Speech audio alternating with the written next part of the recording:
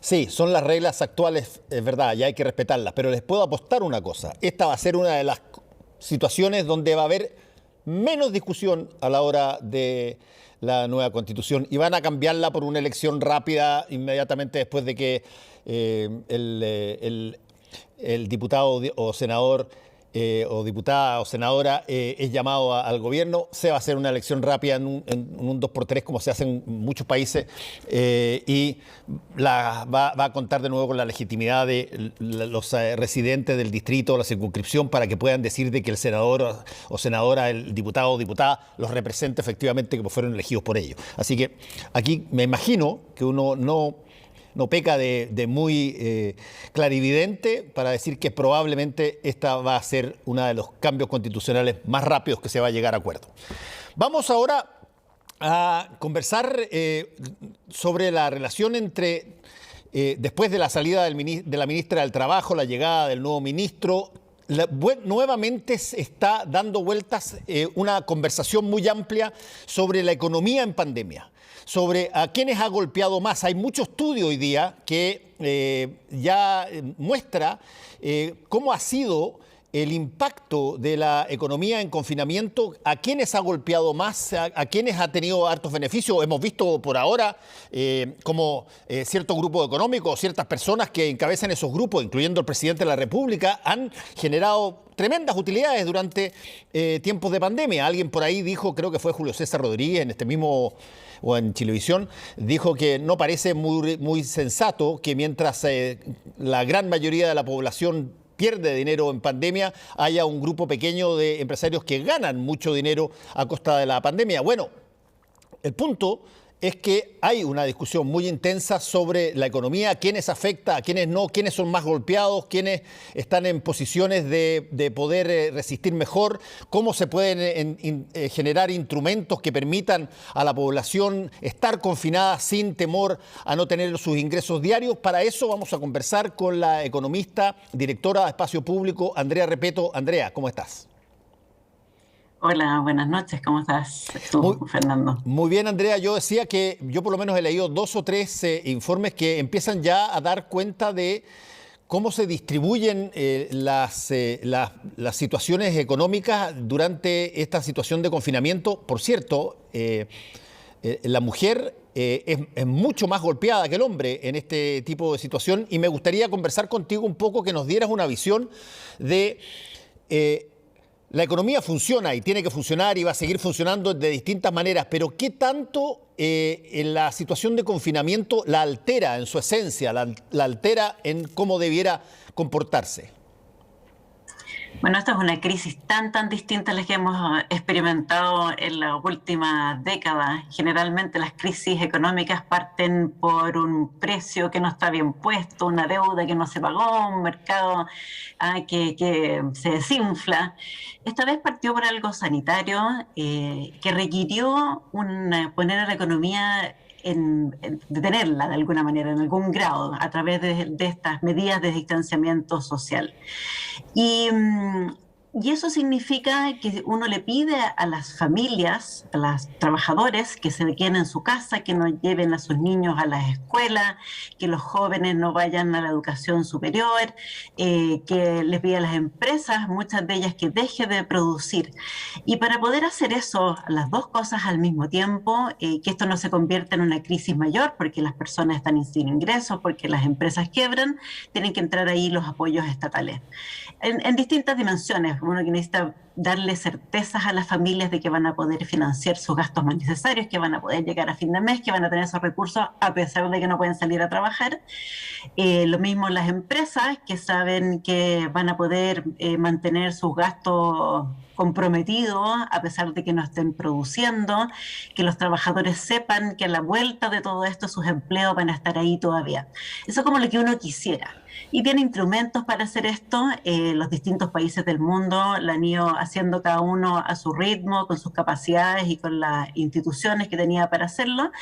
Nosotros lo hemos hecho de una manera desordenada, creo, en parte un poquito con que pareciera que la pandemia siempre se va a acabar, ¿ah? Como que queda poquito, siempre viene, entonces son poquitas ayudas porque ya viene la recuperación y ya viene la recuperación y como bien dices tú, todavía estamos en cuarentena, no sé qué proporción de las personas en Chile hoy día están en cuarentena, creo que es una proporción muy, muy alta, entonces necesitamos apoyos probablemente más extendidos a lo que estamos dando en este minuto y con esa capacidad de dar certeza, de poder decir, ¿sabe qué? Usted puede quedarse en la casa un buen tiempo, vamos a pedirle que se quede un buen tiempo, pero va a poder financiar sus gastos más necesarios. Ahora, Andrea, ¿cómo funciona esto cuando tú tienes unas situaciones tan distintas de las personas? Hay personas que tienen trabajo, otras que no tienen, hay personas que funcionan en torno a la economía informal, que la misma ex ministra del Trabajo dijo que estaba alrededor del 30%. Hay personas que funcionan con contrato, a las que ni imponen. Hay personas que, funcionan en tareas que eventualmente son más golpeadas por situaciones como la pandemia más rápidamente que otras, porque se trabaja no al aire libre, sino que se trabaja en una cosa confinada. Entonces, ¿cómo se toma una decisión para poder ayudar sin que las personas que necesitan los recursos dejen de tenerlos? Bueno, lo más importante aquí es que estamos en una emergencia y eso se debe hacer rápido. Tú tienes que rápidamente hacer llegar recursos a la familia o al menos decirle cuándo le van a llegar y cuánto le va a llegar. Y lo que hemos tenido es más o menos enredado. Ha tenido distintas etapas, partimos por el bono COVID al principio, después un IFE que era decreciente, la ley de protección del empleo que decrecían rápidamente los pagos que recibían los trabajadores. Eso se ha ido arreglando en el camino. Hoy día tenemos una mezcla de varias cosas. Tenemos un IFE que depende de si hubo cuarentenas, donde tú vives, a cuarentena, estás paso 1 o paso 2, y con un máximo de ingresos que podías tener. La familia no puede tener un ingreso per cápita mayor a 100.000 pesos para poder acceder. Estar dentro del 80% también del registro social de hogares, pero eso no es muy restrictivo. Lo que es restrictivo son los 100.000 pesos per cápita, que eso es un grupo más pequeño. Y después está el bono para la clase media, que dependía de si tenías ingresos, no de dónde vives. La gente no tiene muy claro exactamente a qué tiene derecho, por cuánto tiene derecho, cuándo tiene ese derecho, porque es un sistema bastante confuso todavía, creo yo.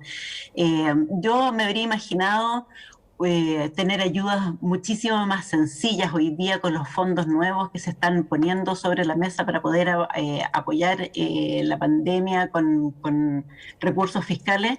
Uno podría haber comprometido 100.000 pesos per cápita por 4 meses a todas las personas que están al 70%.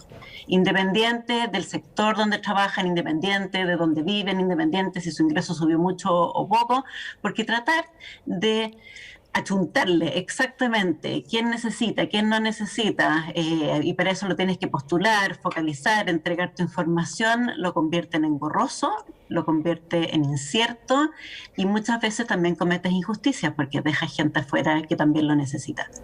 Ahora, hay montones de países que han tenido esta misma dilema. Y muchos de ellos han optado por cosas que aquí se han propuesto, pero que básicamente no les han dado mucha pelota, digamos. Se propuso en un momento dado el que hubiese una renta básica universal de carácter temporal. Se propuso, lo hizo el propio alcalde de Las Condes, que en vez de pasar las cajas, que en vez de hacer el IFE y todo lo demás, se diera un pago asociado al carnet de identidad, al número de carnet de identidad, de tal manera que fuera lo más amplio posible en ese sentido. Pero esas cosas quedan en titulares de los medios y finalmente volvemos a los dos grandes hitos, que son o focalizas, que para los efectos prácticos deja a mucha gente que necesita sin el beneficio, o genera condiciones como, por ejemplo, las de usar los propios fondos de las personas a través del 10%, por ejemplo, de las AFP. ¿Qué otras alternativas hay, Andrea? Bueno, lo que hacen en Estados Unidos, y lo hacen siempre, no lo han hecho solamente en esta pandemia, no lo han hecho en otras ocasiones, también lo hicieron por la crisis del 2008, es enviarle un cheque a toda la familia. a todas las familias, incluso los más ricos. Ese cheque entra a tu declaración de impuestos, así que si tú no lo necesitabas porque estabas en la parte superior de la distribución de ingresos, tú se lo devuelves al fisco al año siguiente. Eso es lejos lo más sencillo. Ahora, si tú consideras que no tienes tantos fondos y no quieres dárselo a las personas de más arriba de la distribución, aunque te lo vayan a devolver después porque quieres darle más al resto, entonces tú puedes hacer un diseño como el que describía yo recién, darle un monto a todos los que lleguen al 70% probablemente. Eso es un grupo grande de personas, creo que son del orden de 11 millones de personas, no me acuerdo el número exacto, y un monto fijo que se lo entregas a todos por igual, sin distinciones, que lo hace llegar muy fácil y permite a las familias saber a qué atenerse. ¿Va a ser suficiente o no va a ser suficiente? ¿Van a poder estar tranquilos o van a tener que utilizar sus ahorros o van a tener que salir a buscar ingresos de alguna manera igual? Saben en qué están. Hoy día, con todo este sistema de postulación y que tienes que declarar si el 20% del promedio que cayó de los 8 o 19 meses, no sé qué cosa, estoy poniéndole color, lo hace muy difícil para una familia saber si efectivamente tiene derecho. Tiene que postular y le van a avisar, no, usted no tiene derecho, entonces, ¿por qué no tengo derecho? En el otro caso, tú tienes derecho por ser ciudadano y porque estamos en una emergencia y porque tenemos que apoyarnos mutuamente. Y si alguien se te coló, pucha, no es tan grave, pero no se te queda nadie afuera. Ahora, Andrea, un argumento que es muy esgrimido en esta situación es que bueno, el dinero es escaso y se necesita para muchas cosas y más adelante puede ser que se necesite de nuevo. ¿Cuál es la forma en que se debiera ver este tipo de ayuda, sabiendo que los recursos probablemente siempre van a ser relativamente escasos en países como el nuestro, pero que tiene capacidad de generar de endeudamiento y de una serie de otras cosas el Estado para poder ayudar? ¿Cuál es el criterio por el cual se toma la decisión de ayudar a las personas? Bueno, tú tienes que ayudarlas sí o sí, porque estamos en una emergencia y felizmente Chile lo puede hacer. Teníamos previo al inicio de la pandemia un endeudamiento fiscal bajísimo comparado con el país con el que tú te quieras comparar. El Estado hoy día se endeuda a tasas que son negativas, pide 100 y tiene que devolvernos 99. Tienen las condiciones muy favorables, teníamos 12.000 millones de dólares ahorrados, además, antes de la pandemia, que no se han utilizado completamente todos esos fondos. Entonces, necesitamos asistir a las familias, necesitamos asistirlas de manera rápida, de manera eficiente, y la situación fiscal lo permite. Después va a tener que venir la consolidación, porque es por cierto que veníamos con una dinámica fiscal que es preocupante porque la deuda estaba creciendo, porque de manera sistemática el Estado estaba gastando más de los ingresos que tenía. Pero si no gastamos ahora, hoy día, si no atendemos a las familias hoy día, entonces ¿cuándo lo hacemos? ¿Para qué ahorramos? ¿Para qué tenemos esta regla fiscal justamente para atender estas circunstancias? El gasto fiscal que llegaba a la familia no es tan abultado. El Estado, el gobierno habla de un impulso fiscal de 10 puntos del PIB, 30.000 millones de dólares, pero en realidad lo que se ha dedicado a las familias, incluyendo los subsidios al empleo, son del orden de 2 puntos del PIB. Un quinto de los 10 del impulso fiscal, 2 son de verdad lo que le llegaba a la familia. ¿Por qué? Porque buena parte de ese impulso fiscal no es en realidad un gasto fiscal. Lo que el gobierno está incorporando en ese cálculo es, por ejemplo, los préstamos que los bancos han hecho a empresas con garantías FOGAPE. Las garantías FOGAPE son una parte nomás de esos préstamos. Entonces, claro, es un impulso fiscal porque si no hubiera ese FOGAPE, esa garantía, los bancos no habrían prestado. Pero no es que se esté gastando esa cantidad de plata. Eso no es el caso de lo que se está haciendo, ni mucho menos, bastante lejos de eso. Y las familias han recibido 2 puntos del PIB hasta fines del año pasado. Ahora, eso de alguna manera implica, porque también hay que ponerlo en la ecuación, Andrea, que hay visiones ideológicas distintas frente al problema de la ayuda económica.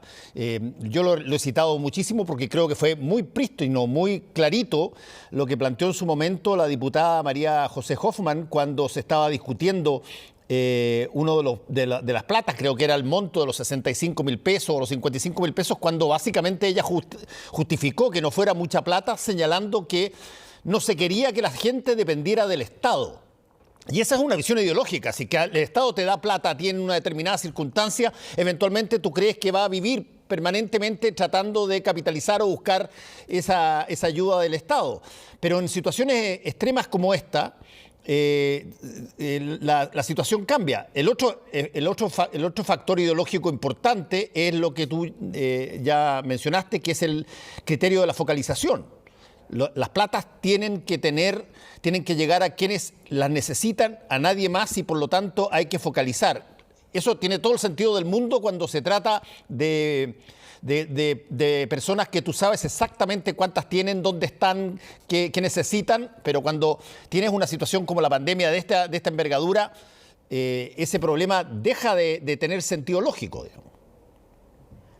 Sí, estoy completamente de acuerdo contigo y yo creo que el primer punto de si la gente es floja, que eso es básicamente lo que está diciendo y se aprovecha, yo creo que es un prejuicio, más que ideológico. Más que una visión ideológica, es un prejuicio sobre cómo actúan las personas que viven en pobreza o que viven en vulnerabilidad. Hay muchos ya estudios en el mundo basados en esta idea del ingreso básico universal, en que se le entrega a las familias ingresos que no están condicionados en el empleo. Que no están condicionados a que usted salga a trabajar, se los voy a dar porque usted es ciudadano, se los voy a dar porque usted, porque por un motivo de digamos. dignidad. Exacto. Claro. ¿Y qué es lo que hacen esos estudios? Los siguen en el tiempo, intentan ver si efectivamente hay este efecto negativo sobre el empleo, que la gente se relaja y dice, ¿para qué voy a trabajar si el Estado me está manteniendo? ¿Y qué es lo que encuentran esos estudios? Nada, no hacen nada en el empleo, que es una buena noticia, no, porque no tiene cómo generar empleo, pero sí tendría la preocupación de que reduzca el empleo, y eso no sucede probablemente porque a las personas les gusta trabajar. La gente no trabaja solamente por el ingreso, la gente trabaja por desarrollo personal, la gente trabaja por aportar a la sociedad, la gente trabaja porque tiene un ambiente de socialización agradable a través del trabajo. La gente no trabaja solamente por los ingresos, y ese es el error, ese es el prejuicio con el que se mira muchas veces a la gente en pobreza o en vulnerabilidad.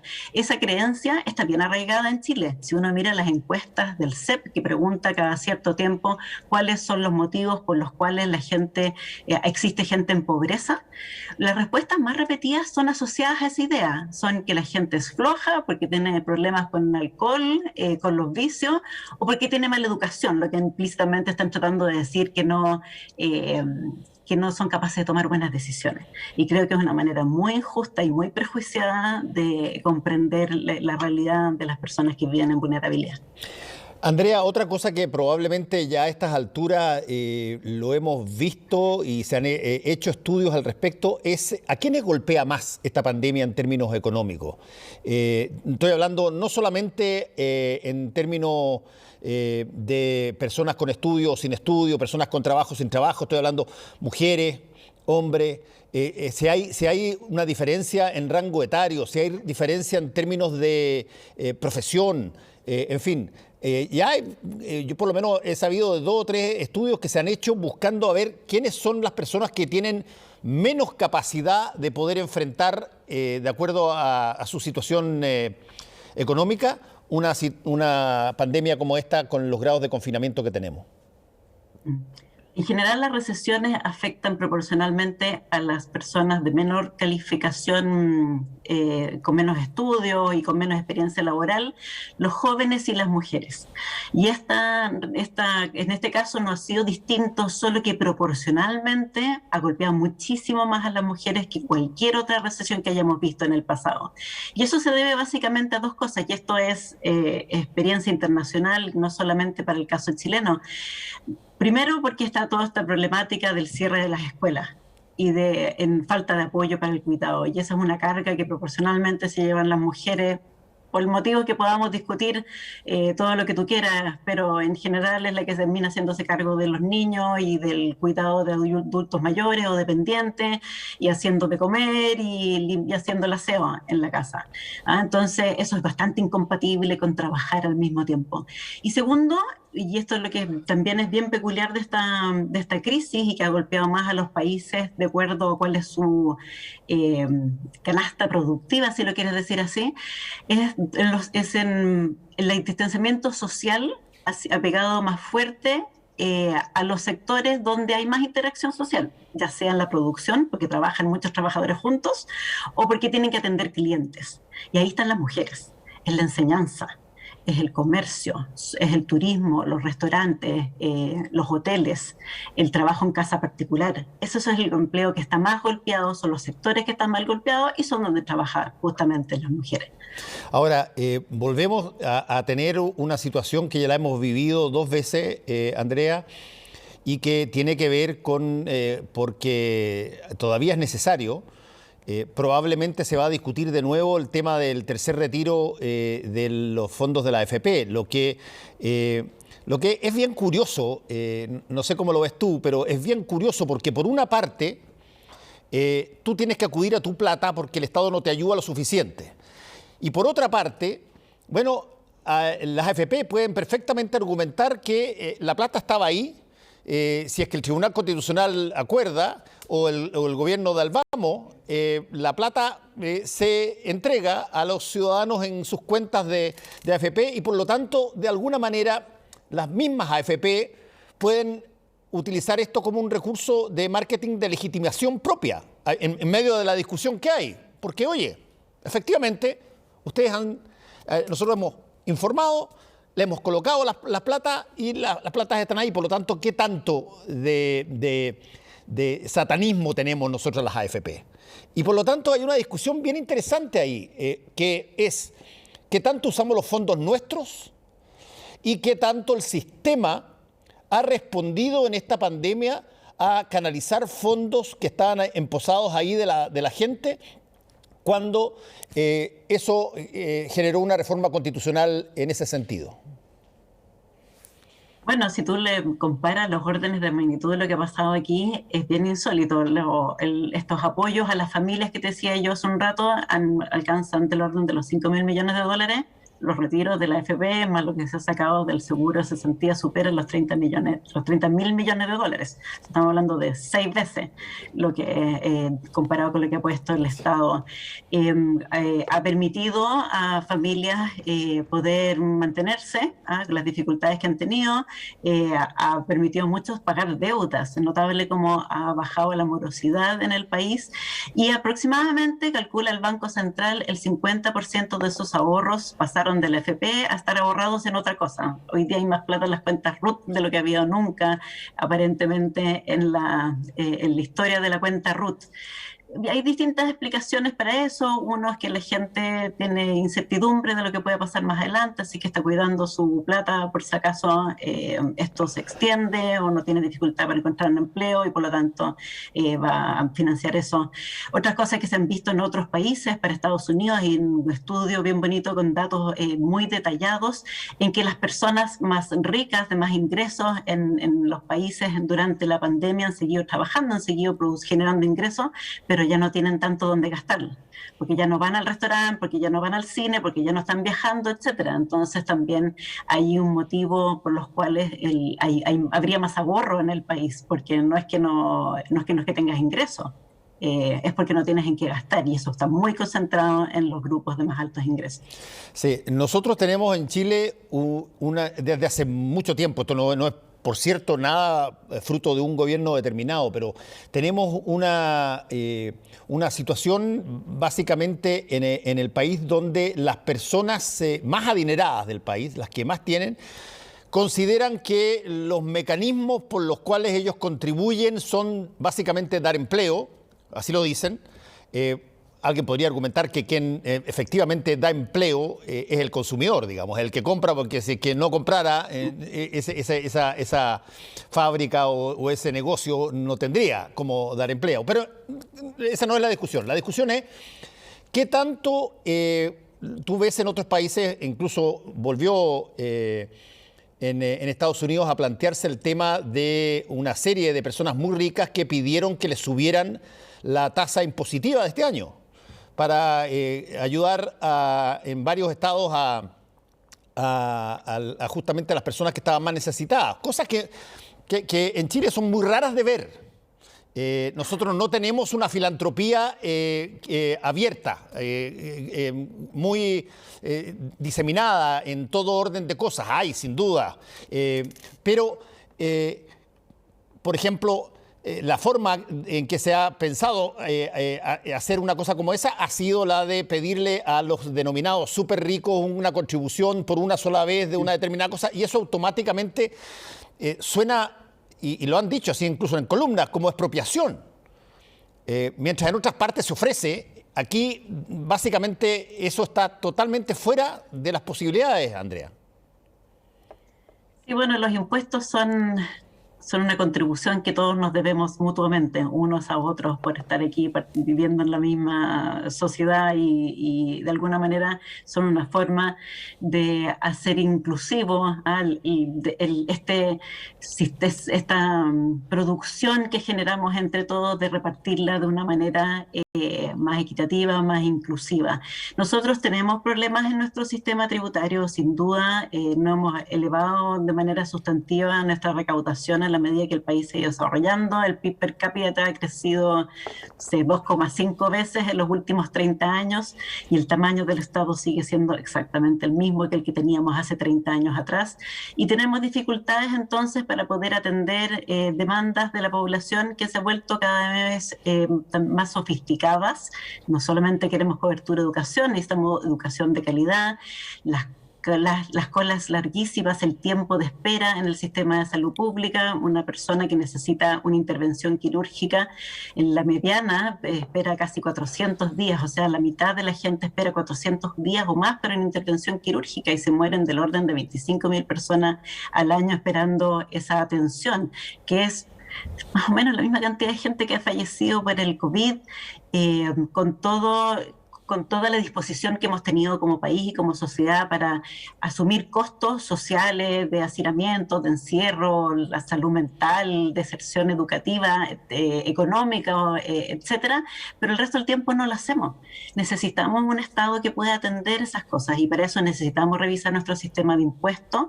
Estamos retrasados en la recaudación que proviene de las personas, no de las empresas, sino que de las personas, y que proporcionalmente son las personas que son dueños de las empresas.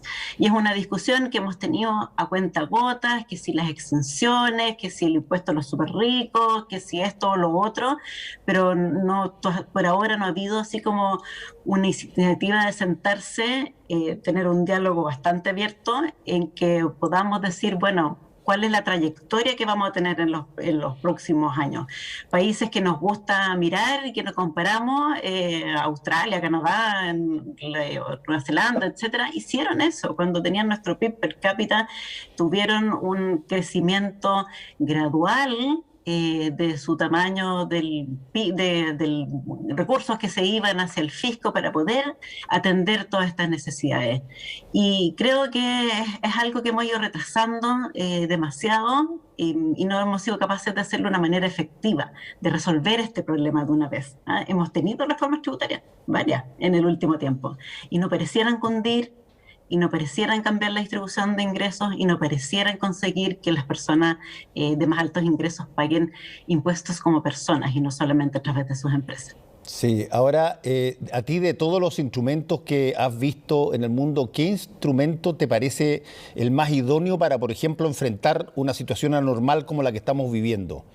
¿Es esta renta básica universal temporal? ¿Es bonos a discreción a través de empresas, a través de algún tipo de mecanismo?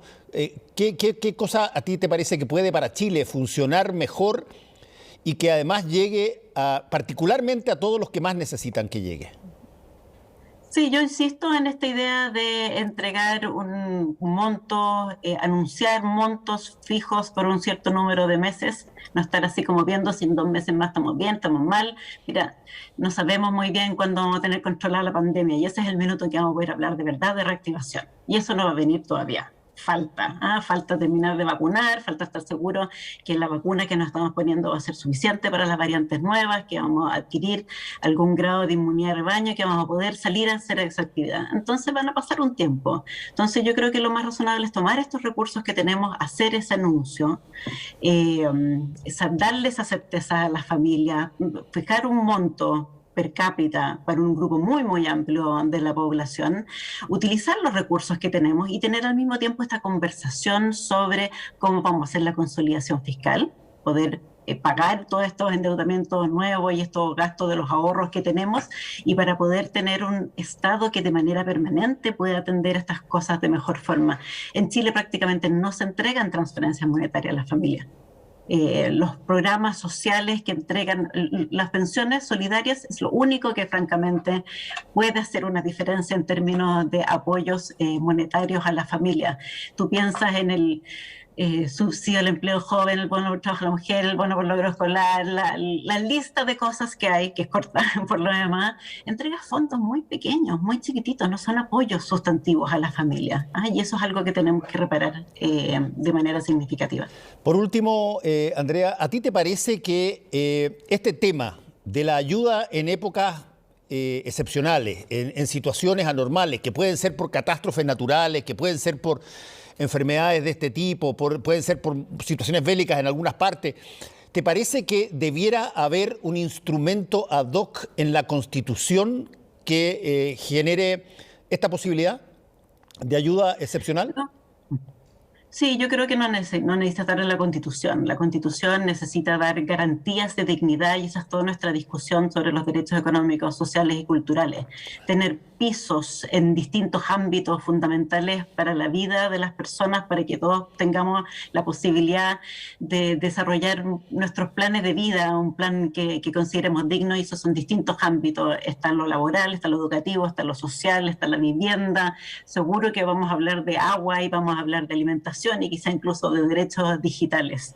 Pero no corresponde, creo yo, que la Constitución sea la que diga cuál ese es el tamaño de eso. ¿Por qué? Porque vamos a querer mutarlo, porque a veces vamos a tener más recursos y vamos a poder expandirlo, y si lo dejamos amarrado ahora, va a ser muy difícil cambiarlo después.